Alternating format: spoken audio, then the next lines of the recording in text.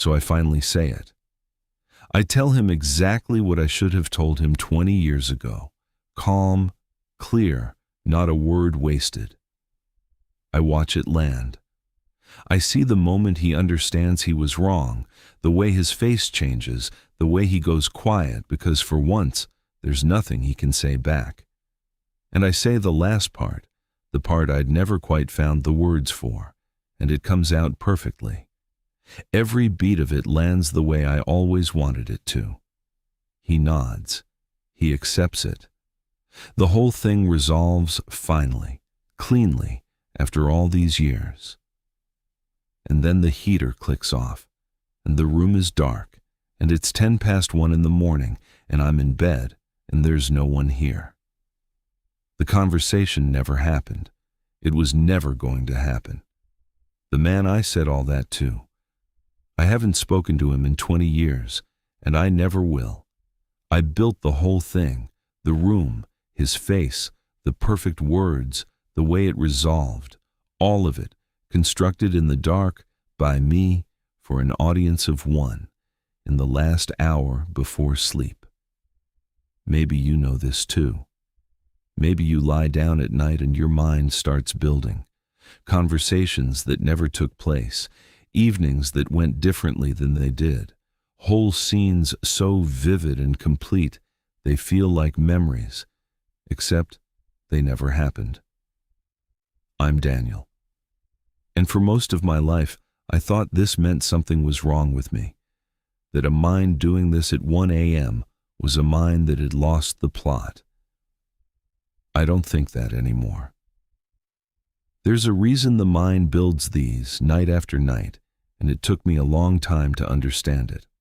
That's what I want to get to. But I want to work backward to it. Start here at the scene in the dark and dig back toward why.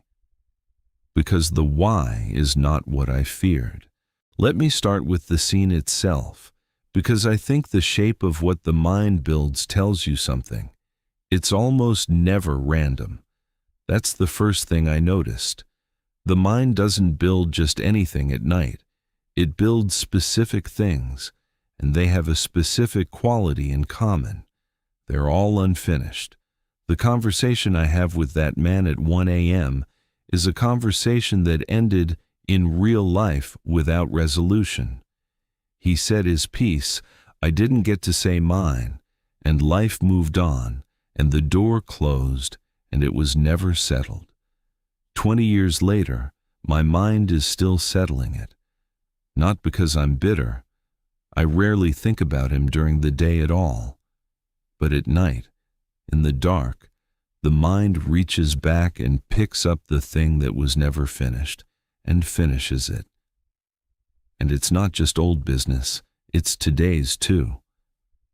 The exchange this afternoon that ended a beat too soon, the thing someone said that I didn't have time to respond to, the slight so small I didn't even register it as a slight until I was lying down, and suddenly there it was, and my mind was already composing the answer I didn't give.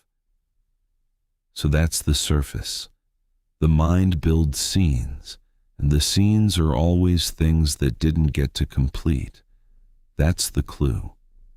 Now let me go one layer back to where they come from. Because the question is, why are there so many unfinished things? And when I actually looked at my days, the answer was almost embarrassing. The day never gives you room to finish anything. Think about how a day actually moves. A conversation happens, and before you felt all of it, the next thing is already starting. Someone says something that lands harder than they knew, and there's no time to sit with it because you're already onto the next task, the next person, the next hour that's demanding you. You feel a fraction of each thing, and then you're pulled forward, and the unfelt rest doesn't disappear. You just don't have time to notice it isn't disappearing. So the remainder builds up all day, every day. 100 small things felt halfway and set down unfinished. and the mind holds every one of them. That's the part I didn't know. It doesn't discard the unfinished ones. It carries them, and it waits for the dark. Let me go back one more layer, because this isn't just about a busy day, it's older than that. I can trace this pattern back my whole life, and I suspect you can too. I remember being maybe 19, in a narrow bed in a rented room, and lying awake building a version of my life that never came. I had a whole scene I'd return to, night after night that year. A particular door I'd walk through, a particular person who'd be glad to see me, a particular sentence they'd say that would mean I'd made it, that I'd become the man I was so afraid I wouldn't. I built that scene so many nights I could have painted the room in it. None of it happened. Not the door, not the person, not the sentence. That wasn't how any of it went. But I understand now that I wasn't fooling myself back then, and I wasn't just wishing. The days at 19 were full of things I couldn't finish either. Every fear about the future that I had no time to face while I was living it. Every hope I couldn't do anything about yet. And at night, in that narrow bed, the mind took all of it out and gave it somewhere to go. The content was different then. The building was exactly the same. And there was another one from around the same years that I'll tell you because it's the clearest example I have of what these scenes actually are. My father and I had a hard conversation once, or rather, we didn't have it.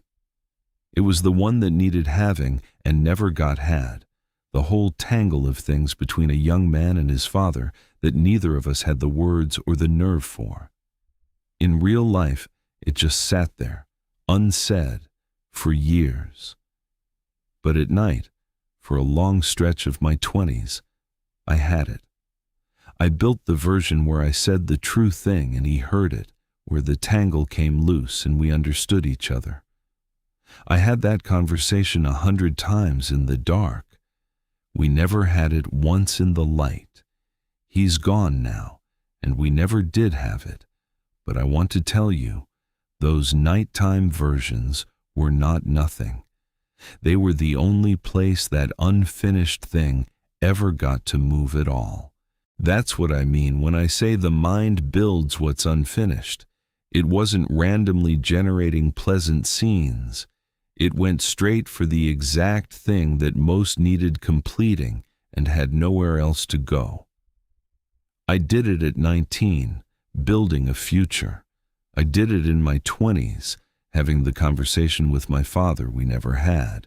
I did it in my middle years, replaying the day's arguments and winning them in the dark. I'm doing it now, at my age, with a man I haven't seen in 2 decades. Whatever season I've been in, the days move too fast to finish, and the nights have always been where the finishing happened. Which told me this isn't a phase, and it isn't a symptom of some particular bad stretch. It's just how my mind handles the gap between how much a day contains and how little of it I'm given room to actually process. The day is too full and too fast. The mind falls behind, and it uses the night to catch up. I think most minds do some version of this, but I've come to believe it's loudest in the people who feel their days more than they can keep up with, who take in more than the day gives them time to handle, so the unfinished pile is bigger, and the nights have more to work through. So now I'm at the bottom. Let me tell you what I finally came to understand the building actually is.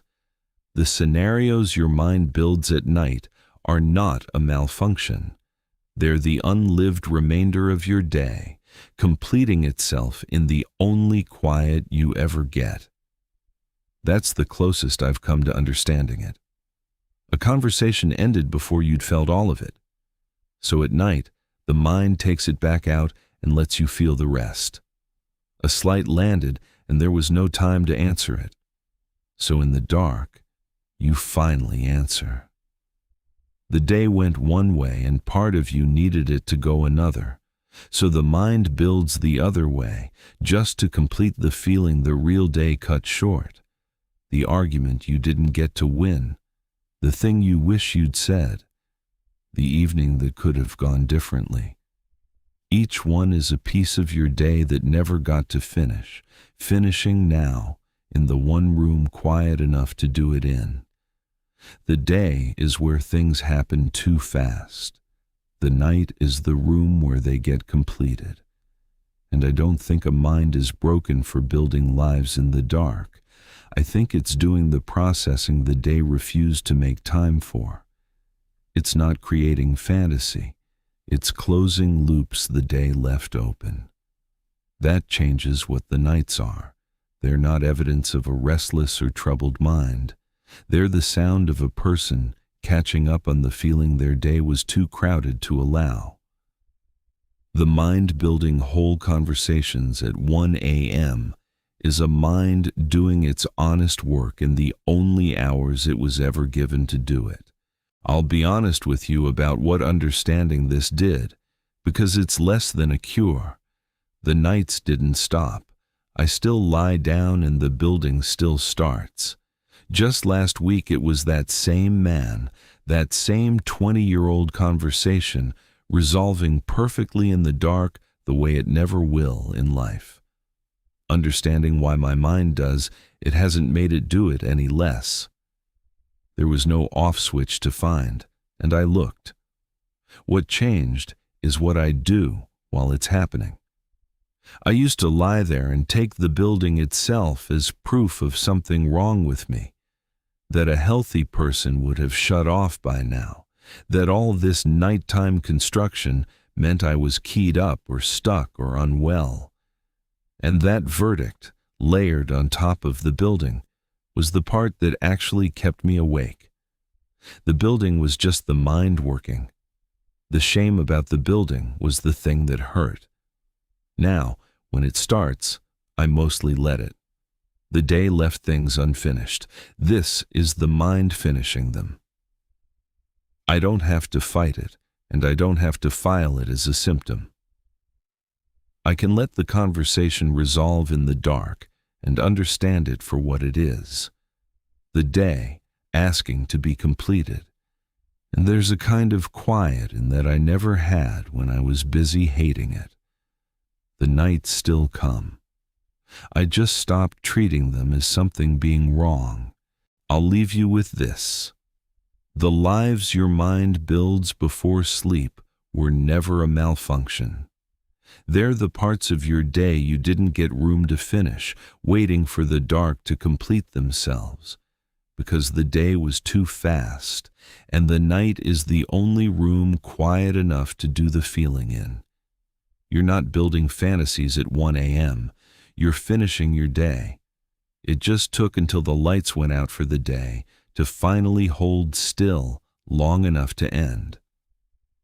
Tell me in the comments, does your mind build them too, in the dark, after the day is done?